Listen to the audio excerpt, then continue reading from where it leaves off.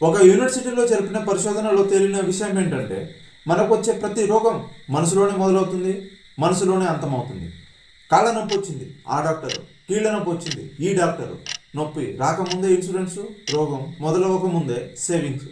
అలానే రోజుకో ఆపిల్ తినాలి, గంట సేపైనా ఎక్సర్సైజ్ చేయాలి, గుడ్డు పాలు మాంసం అని ఆరోగ్యం కోసం చేసే విన్యాసాలు అంతా ఇంత కాదు.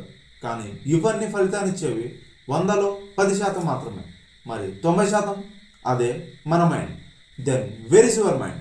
Not in the heart, not in the brain, it is in and outside of your body. జై శ్రీరామ్ అంటే కడుపు నిండిద్దా? దేవుణ్ణి నమ్ముకుంటే రోగానికి వైద్యం అవుతుందా అంటే అఫ్ కోర్స్ అవుతుంది. మన దేశంలో దేవుణ్ణి అనుసరించి పుట్టిన గ్రంథాలు అన్నీ చేసే వైద్యం ఈ మనసుకే.